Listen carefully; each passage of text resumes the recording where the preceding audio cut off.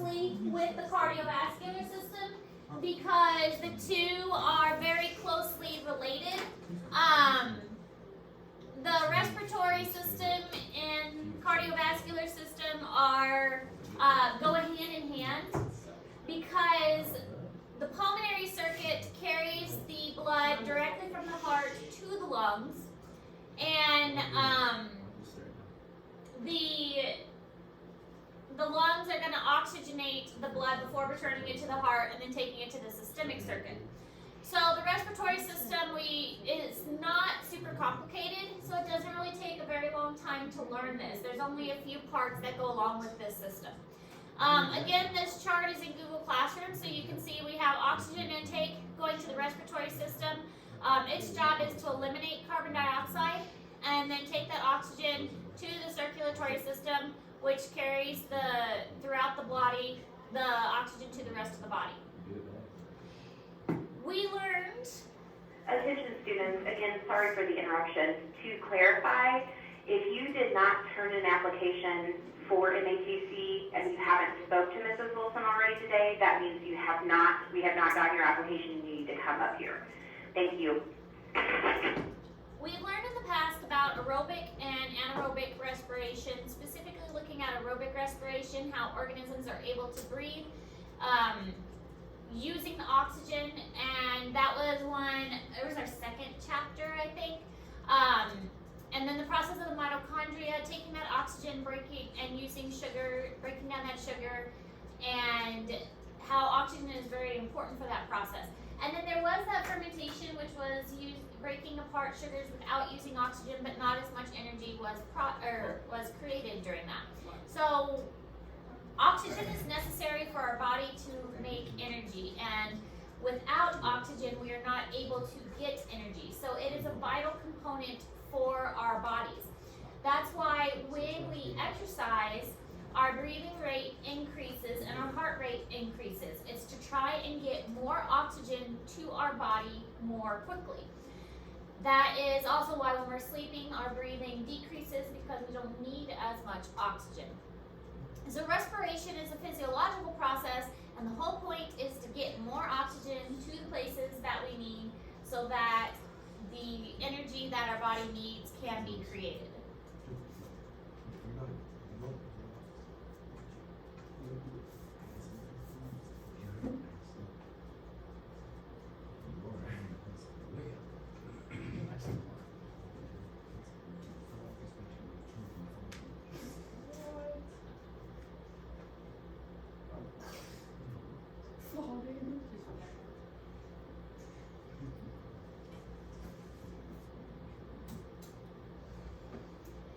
So each gas follows its partial pressure gradient. Here's that whole diffusion thing again. So it's going from a high concentration to a low concentration. So when you breathe in, you have a high concentration of oxygen in your lungs. So this high concentration of oxygen is going to go out of your lungs into the blood supply, because the blood supply has a low concentration of oxygen. So it just naturally follows that. And that means that there's a high concentration of carbon dioxide in the blood, and that's going to flow out of the blood into the lungs, and that's why you breathe out carbon dioxide. So again, just a natural process that our body takes advantage of.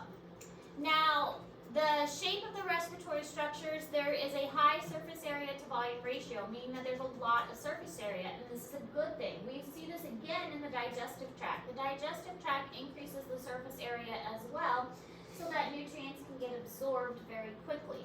Now, we all just ate lunch, and so all of our food is digesting, and we have a lot of surface area in our stomach and in our digestive tract to help with that.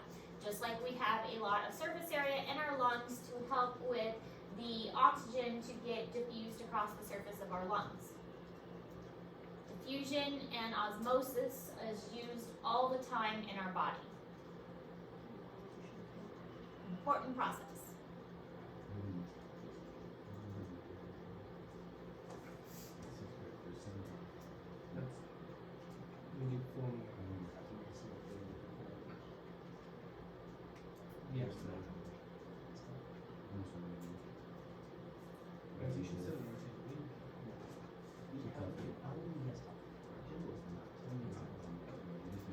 they will actually get really up so we can get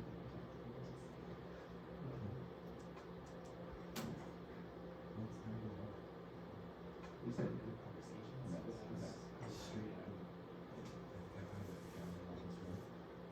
good conversations. There's also something called integumentary exchange, where it exchanges across the surface. This is typically only in animals that are very small and usually live in an aquatic environment. So think of like a paramecium or amoeba or something like that. It has to be very tiny and usually lives in water. So these are little critters that you can't typically see without a microscope. Other organisms, such as fish, will use gills to help get their oxygen. And then you have things like insects that will use a tracheal system. Mostly insects are going to use the tracheal system in order to get their oxygen. So these are a series of holes along their exoskeleton.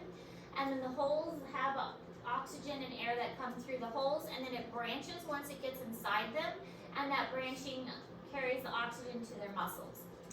Then there are also book lungs. The book lungs are found in arachnids like my spiders, and that is how they get their air and oxygen into their book lungs. This is kind of found underneath them in their abdomen area. So there are many different techniques and ways that organisms can breathe, but all organisms need to obtain oxygen in some way. The difference, of course, is for plants, and plants will they do need to obtain oxygen to some degree, but plants will also obtain carbon dioxide, which they use for photosynthesis, which we learned about last semester as well.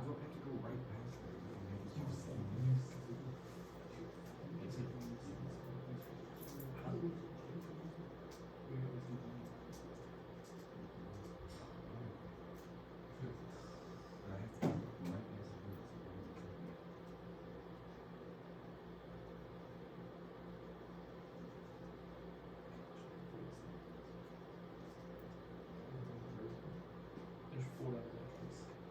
One of them's next week.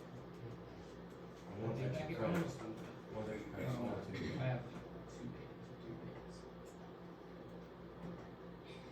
This is a flatworm that lives in the ocean, and it is an example of one that would have respiration across its surface.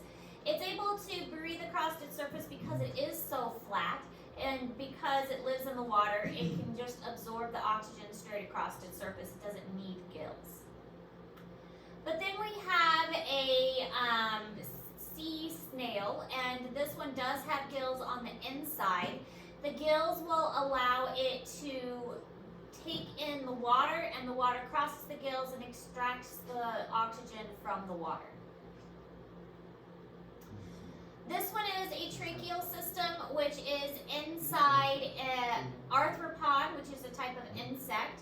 The tracheal system is a series of tubes that have holes that exit the exoskeleton. The holes are called spiracles.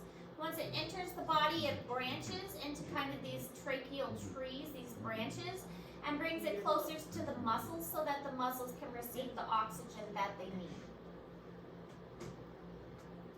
And then these are the book lungs. The book lungs are actually found underneath, kind of by the leg section, but actually in the abdomen. And they get the name book lungs because the lungs look like pages of a book. And then they have a series of blood vessels and then a series of air-filled sacs with spaces in between. So it goes kind of blood and then the air next to them so that the blood can pick up the oxygen from the air. So really, a spider can dunk its whole head underwater and it's not going to drown. It'll only drown if it gets this part in the water. So this part's fine, not going to drown at all. You can submerge this whole part in the water. It'll drown if it gets this part in the water.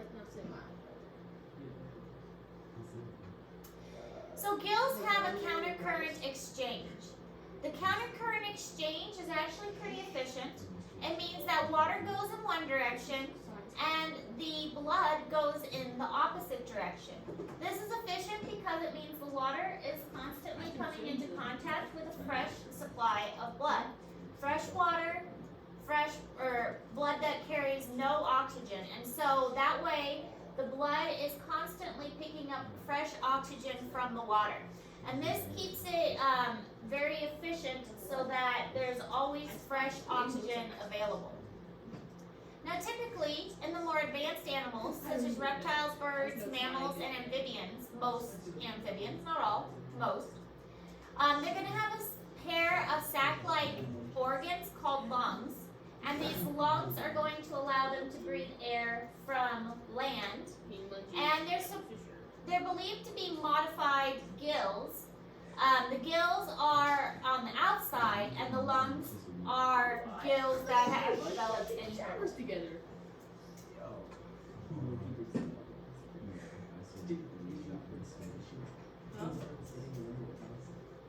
I do. Must Last call for students who need to come talk to Moberly Area Technical Center about attending BOTEC next year. This is for sophomores and juniors. Thank you.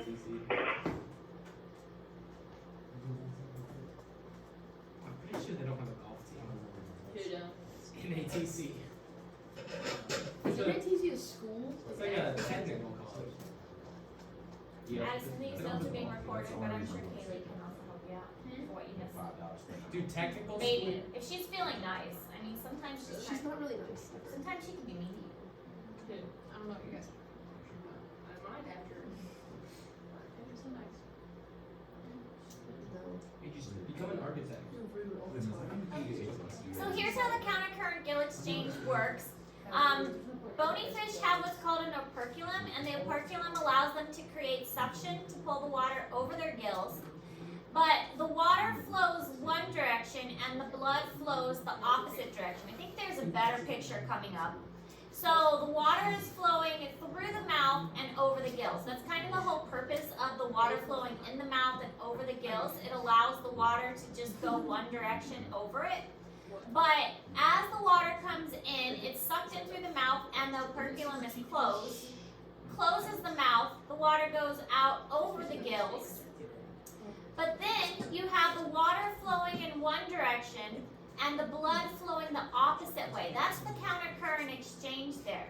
Water one way, blood the other way. So fresh oxygen is always coming into contact with blood that needs oxygen. If they were both going the same way, it wouldn't be as efficient. But because they're going in opposite directions, we're always getting the most oxygen as possible coming into contact with that blood. So opposite directions is more efficient.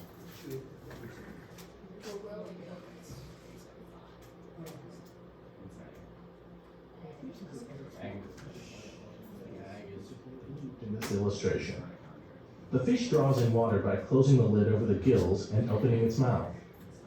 When it closes its mouth and opens the gill lid, water is forced out past the gill filaments. Gas exchange occurs at respiratory surfaces in the gill filaments.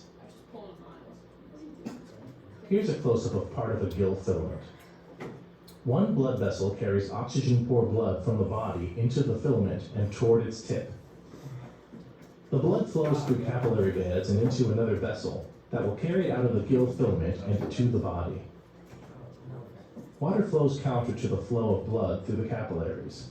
As a result, as the water flows, the oxygen content of the adjacent blood becomes lower and lower. This maintains a concentration gradient between the water and the blood, and oxygen diffuses into the capillaries along the entire length of the capillary bed. A countercurrent system can extract far more oxygen than a system in which the water and blood flow in the same direction.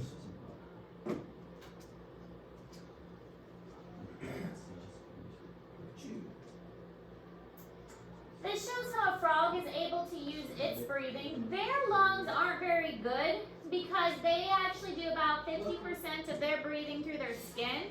So their breathing is a combination of skin and lungs. So their lungs are actually quite primitive. So their lungs, they use their chin and kind of like their neck and their nose to pump the air in. So this video kind of shows how that process works. When the frog expands its throat cavity, Air is pulled in through its nostrils. 6 months. With its mouth and nostrils closed, the frog raises the floor of its mouth. This forces air into its lungs. Since I'm not high. The frog opens its nostrils and moves the floor of the mouth rhythmically. This moves more oxygen into the mouth and more carbon dioxide out. Finally, muscles in the body wall above the lungs contract and the lungs recoil. Air is expelled through the nostrils to complete one respiratory cycle.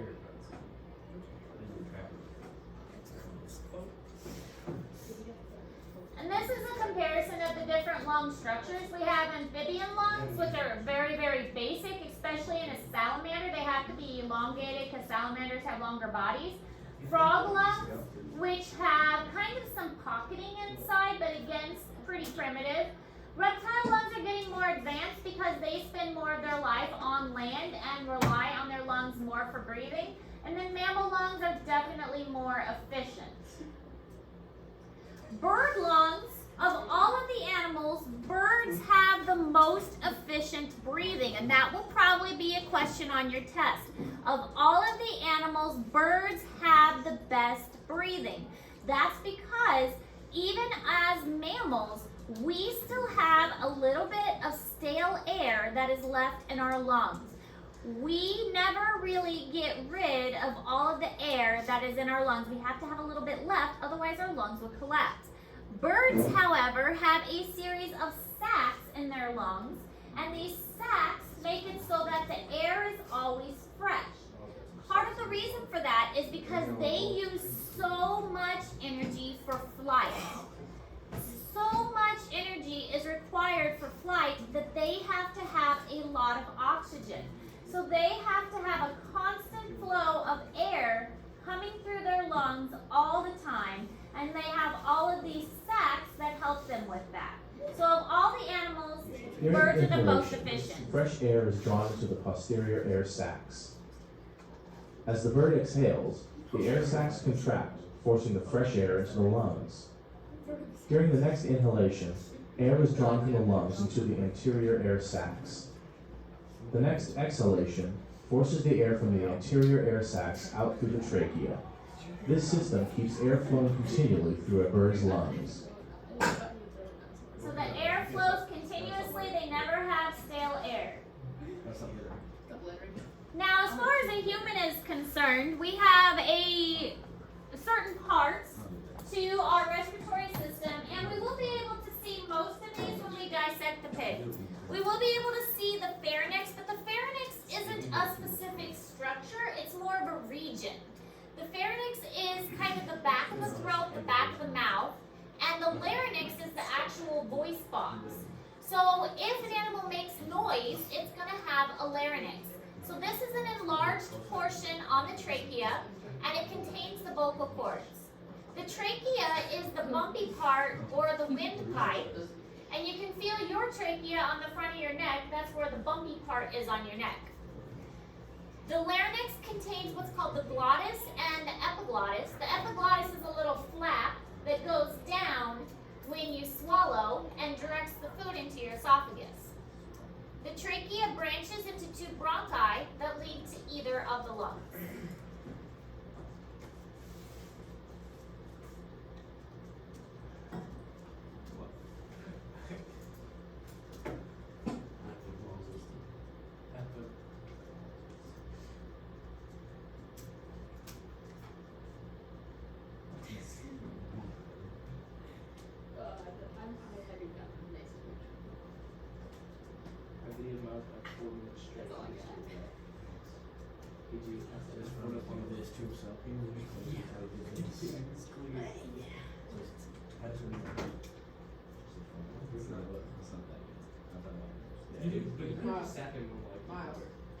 Miles.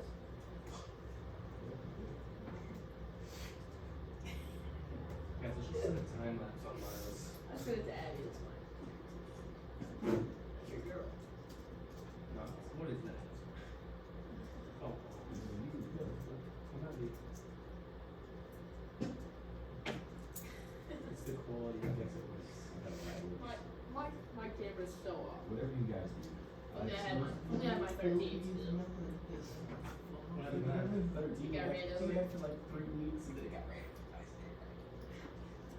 You remember that? I showed up to No, the I remember first time that. at 13, and then my dad, my dad ran it over 2 weeks later. How does your dad remember your phone that we had?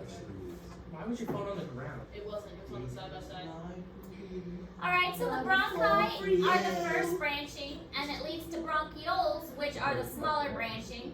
These bronchioles will eventually lead to what are called alveoli. The alveoli are the actual site of gas exchange. They are really, really thin. I think they look like bunches of grapes. And they are really thin because the thinner they are, the easier it is for materials to cross the membrane.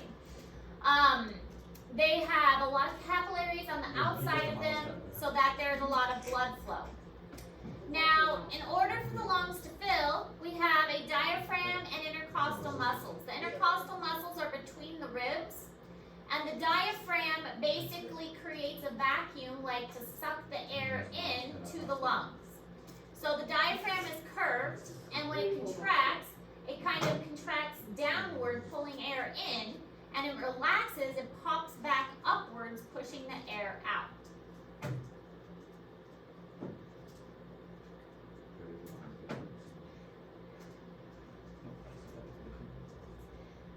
I was eyes more Miles cut than Miles does.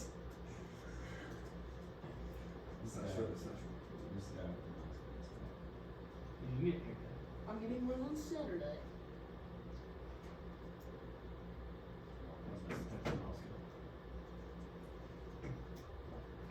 Biggest gap might be He's pulling like a Coach Smith haircut. Who coached this?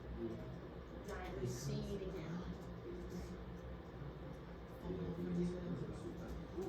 Over again, again. actually feel good about it. You don't have Miles cut. You just got, that should put your hair on. Yeah. No, it does not. That's exactly right. No, it does not. It never has that gap in the side. So these are some of the structures you will probably see during the pig dissection. The oral cavity, the pleural membrane is the membrane that surrounds the lungs. You've got the intercostal muscles. You'll have to cut through the rib cage when you're dissecting. Your scissors can handle it. In the pig, the ribs are still mostly cartilage, so it will be kind of tough when you get to the rib cage, but you can cut through the ribs. Just be careful when you're cutting so you don't damage the lungs.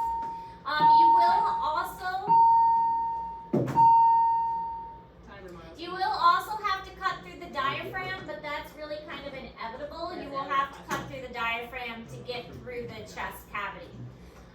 You'll see the bronchial tree, you'll see the lungs, the trachea will be obvious because you will have to cut up into the neck. Cutting up into the neck is a little bit challenging because there's a lot of muscular tissue, but I do want you to get into the neck so that you can see the trachea and find the esophagus as well. Now, you are sometimes able, if you're good, to find the epiglottis and the larynx. To find the epiglottis and the larynx, you usually have to open the mouth back pretty far, but I have had students find the epiglottis before, so hopefully you guys are able to do that. And again, the pharynx really isn't a structure, it's more of a location. The nasal cavity, you probably won't be able to see that. Okay, so if we're looking inside the lungs, this is on a microscopic scale, so you're probably not going to see this. But the alveolar sacs they look kind of like grapes, and they are very thin. That is where the gas exchange is going to take place. So it goes the alveoli, alveolar duct, and then it goes to the bronchioles. There are muscles that wrap around this, so it can relax or it can contract to make the ducts more contracted, and sometimes people with asthma will feel like their chest is tight, and that's because these alveolar ducts and bronchioles can become inflamed or it can become contracted, where that it is difficult to get air into these passageways.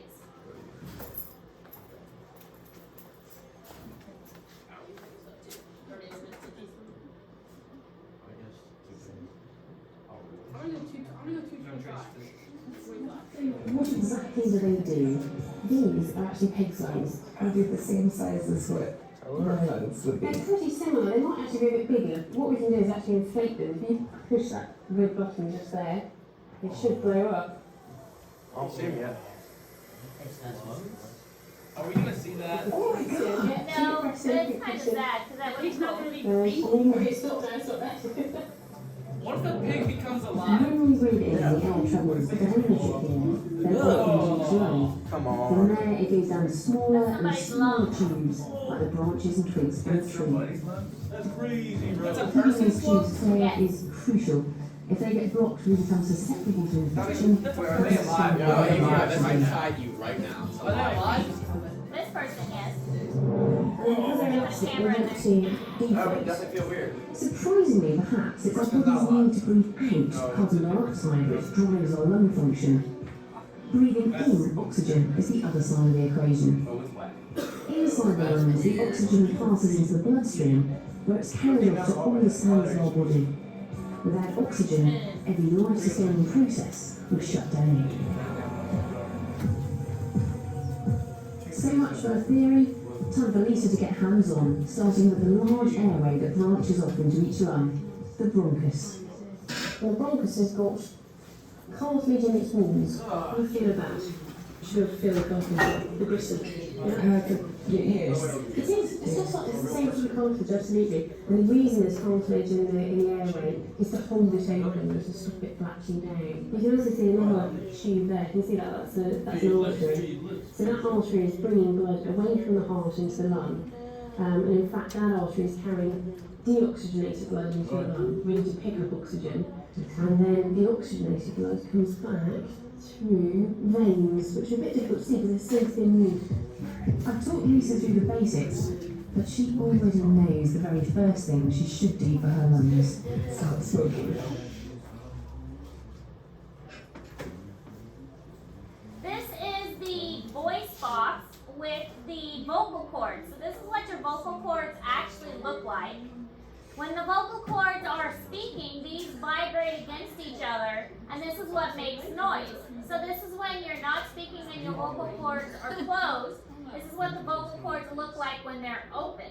So when you're talking, these are vibrating against each other. So when you get like a sore throat or you lose your voice, that is when these are not functioning correctly and they don't vibrate correctly.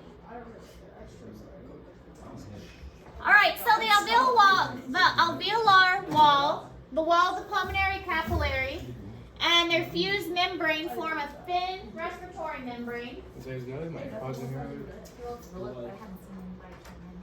But yeah, you go around. Well, they're not any of the outlets. So I don't know. I haven't seen them. But the respiratory membrane is very thin, and that's kind of the key factor here. It needs to be thin so that gas exchange can take place. If it was very thick, it would be too difficult. Think of that osmosis lab we did where we had that dialysis tubing, and it was really, really thin so that materials could go back and forth. If it was really thick, materials couldn't pass back and forth across that. So the alveolar wall needs to be thin, the capillary wall needs to be thin, and that basement membrane all need to be really thin.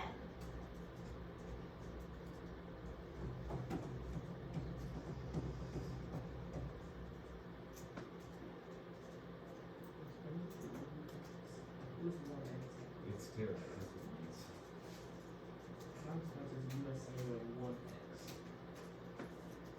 Oh yeah, they said the USA their towers down. Like not working. I have AKT, so. No, he did.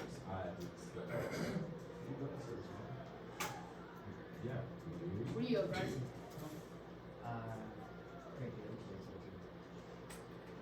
One of these is gonna get done. Forget stuff. It's the same service. It's the same service. Send the tax. But it doesn't get 5G. Buster tax on it. It doesn't get 5G? No.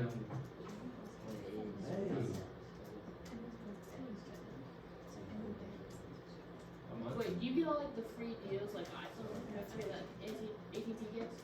Like, Yeah. I could have traded my phone in for a iPhone 14 mini.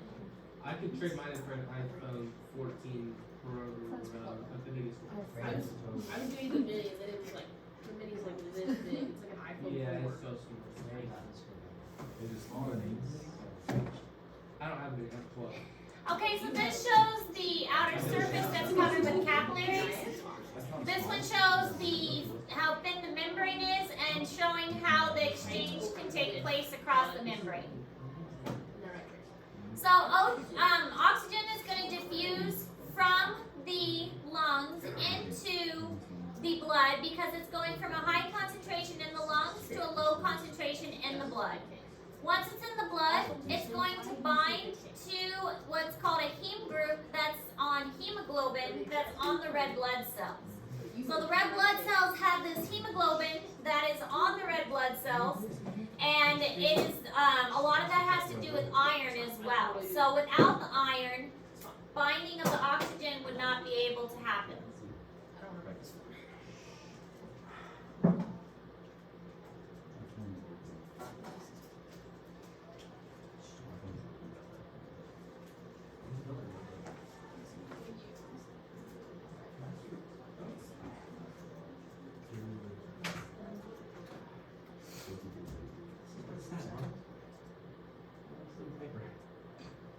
Is it Moses' permit? No, it's his driver's license. But it has some like personal information. Pictures of it. It literally says nothing actually. This one, Miles Cohen, Thornhill, 7101 West Thornhill Road, Clark. 6 foot, 150 pounds. Blue eyes is wild. My eyes aren't blue, what about? They look like gray. Yeah, That's like, blue. Like stone blue. Stone blue is wild. Stone blue is probably coming. Just sounds Sounds like color, yeah. Yeah, I could say diarrhea nasty. Diarrhea green. Well, I'm your pretty sure eyes it's are a- not that color. That's what they are, man. They're like, Oh, yummy. what ones?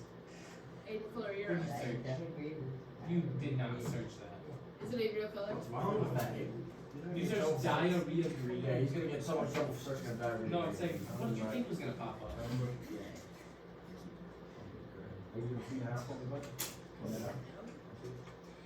So this is what hemoglobin looks like, and here's the heme group in there. That's what oxygen is actually binding to, is that little heme group inside the hemoglobin structure. Alright, so once it reaches the tissue level, the oxygen is released, and it's again, because of diffusion, at the tissue level, the oxygen level is lower. So it's going to go from a high concentration in the blood to a lower concentration of the tissues. And then the carbon dioxide is high in the tissues and low in the blood. So it's going to go, the carbon dioxide is going to go into the blood. So diffusion happens naturally. They're just going to switch out of the capillaries. Kind of neat that it happens automatically. Now when carbon dioxide enters the blood, it doesn't really bind with the red blood cells. That's really just oxygen that's interacting with the red blood cells. Carbon dioxide is going to bind more with the water in the plasma, and it makes something called carbonic acid, and that's going to change the pH level of the blood. So our body detects how much pH has changed in the blood, and if our body is acidic, and that's going to determine our breathing rate, and how fast our heart beats and things like that. So really it's how much carbon dioxide we have that determines how fast our heart beats and how much we breathe and things like that. What I said? No. I would not say that. Nothing was more wild than when we were getting analysis. Yeah, no. That was the big salad. No, yeah, something. Mine was like, I shower with you. Right in the middle of all these bad shit. He just said, I can't wait to get, because, you know, the back office, we tried to make him like step off or something, because I was talking about it, and before I even said it, I said, thank you, I was like, for real. is a I said, this is gonna be wild. It's gonna be a giant joke. He says I'm like, I can't wait home to get home I and said, shower I with can't wait to get He home. did say that. Take a shower. He did. That's like, face when he goes, what is Goose? He starts to laugh. Like, somehow he gets a perfect Way you shot. said He that. said it. He said it. And Miles was thinking it would, like, he was like hoping to come through as well. So the carbon dioxide diffuses from the cell to the interstitial fluid to the blood, and the carbon dioxide again reacts with the water in the blood to make carbonic or bicarbonate, also known as carbonic acid. In the lungs, these reactions are reversed, and then the carbon dioxide diffuses out of the blood into the air, and then we breathe it out. So again, mostly the carbon dioxide is carried in the plasma, not the red blood cells. The red blood cells, their whole purpose is oxygen.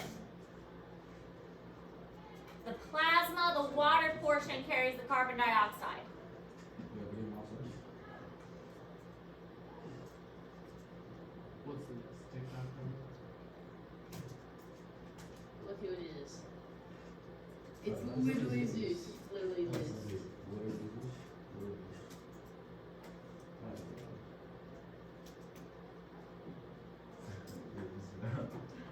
Hey, dude, does your girlfriend's house have a cat named Zeus?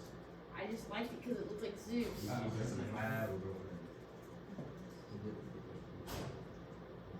No, you're not talking, bud. And neither are you, bud. Want me to get one?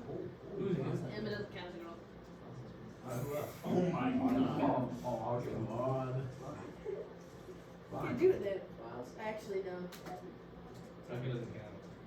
Yeah, it doesn't count. Miles, why would you say that? That's wild. Why would you say that yesterday?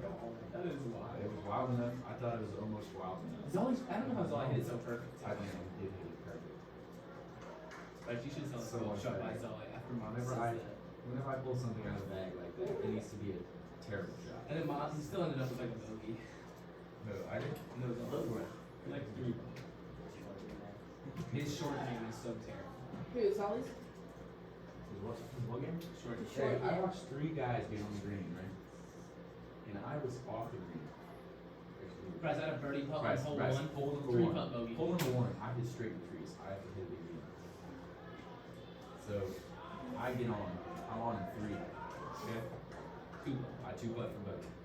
Me, They're all- AG, and Zolly are on for birdie. On in 2. They all 3 putt.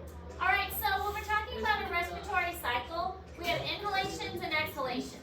So a respiratory cycle is 1 inhalation and 1 exhalation.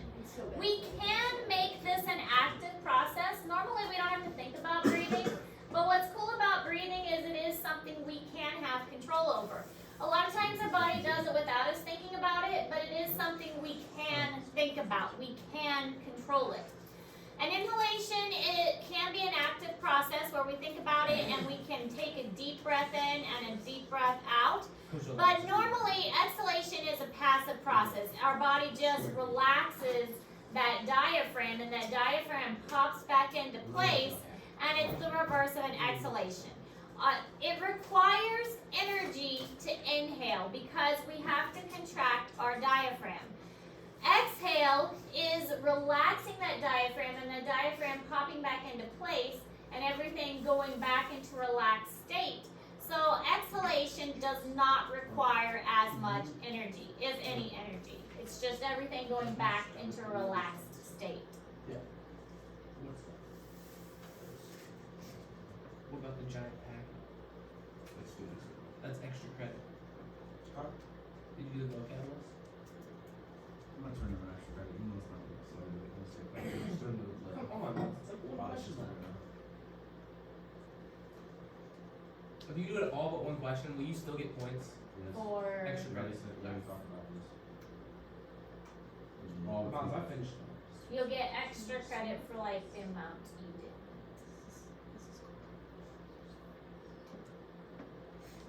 Anything better. No, you're not doing extra entries. Remember last year when you asked to round up your grade? No, I'm wondering if you take a video. Yeah, see, you've been sitting here like this. Okay. Trace? Oh, yeah. I thought you did this. I thought it was. I thought it was good. I was trying to Yeah, he's been doing that except for it's up now. Yeah, it's Like this. that. Instead of like this, it's like this. This picture just shows the breathing process. When you inhale, your diaphragm comes down and your your rib cage expands. And then when you exhale, your diaphragm pops back up into place because it's relaxing and your intercostal ribs are going to relax. Now there are different types of breathing. You've got your normal range, and then you've got your, which is called tidal volume, and then you've got your vital capacity, which is how much you can breathe in and how much you can forcefully exhale. Like if you breathe everything out, that's called your vital capacity. Then you've got your total lung capacity, because there's always a little bit of air left. That little bit of air is called your residual volume. So that little bit of air that you have left, all the way to the most you can breathe in, is called your vital capacity. So vital capacity is the total amount of air, but the most you can breathe in with the most you can breathe out is your vital capacity.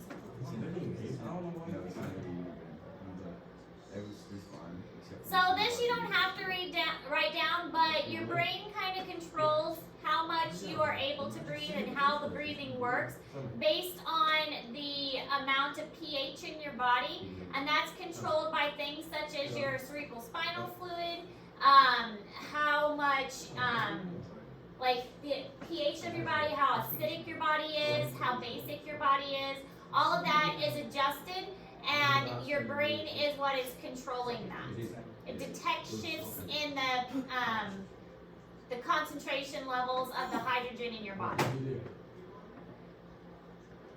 specifically within your brainstem. Your brainstem is what controls that. So your brainstem is detecting and controlling your rates of respiratory system. Actually, Some disorders: apnea, sudden infant death syndrome. So apnea is just sudden causes of not breathing, usually happening at nighttime. Sudden infant death syndrome is SIDS, when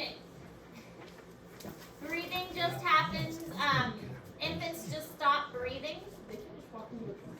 And then respiratory diseases such as tuberculosis, pneumonia, bronchitis, and emphysema.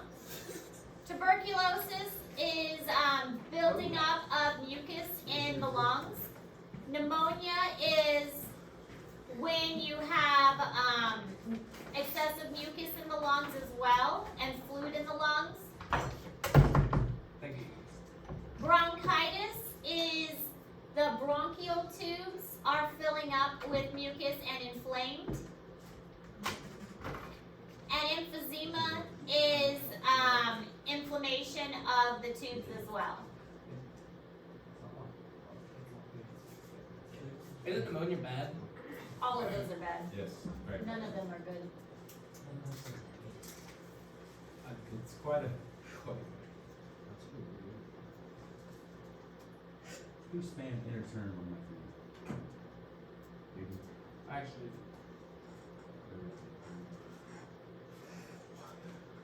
what? I want to push enter turn.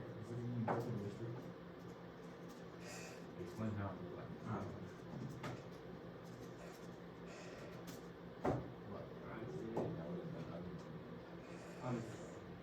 What? You call it history.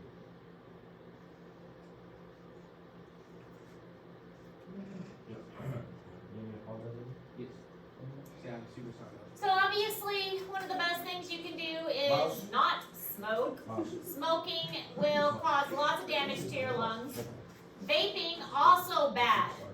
Vaping has been shown to also cause lots of damage to your lungs. Don't do it. Don't do either one. Smoking, vaping, bad.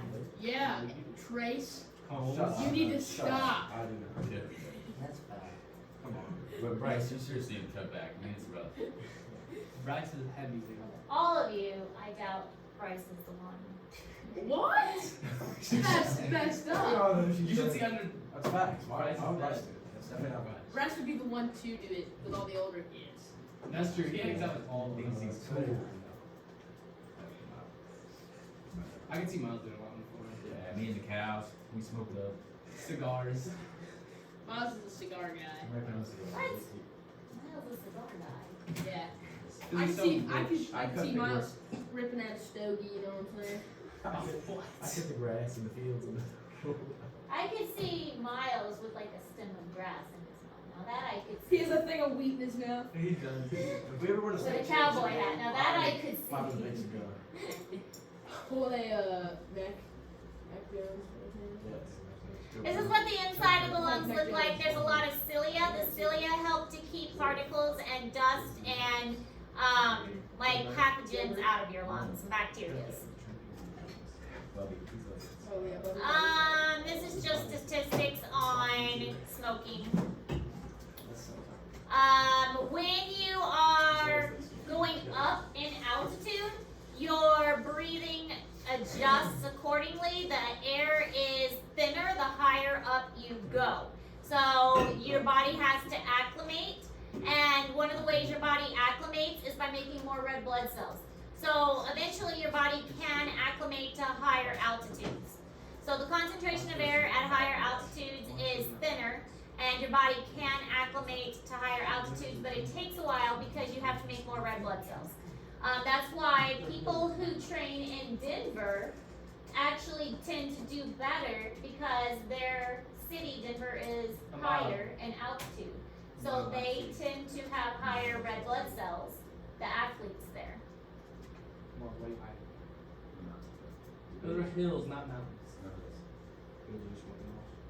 When I lived in Garden City, when we first moved there, Garden City actually had a higher altitude, and for the first couple weeks, we had trouble breathing because even though Kansas looks flat, it's like a steady incline the whole way.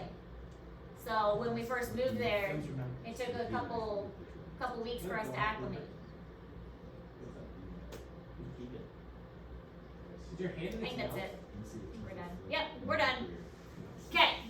Tomorrow will be a work day because I know you guys have several assignments and we've taken a lot of notes this week. So tomorrow will be a work day to get those assignments completed. There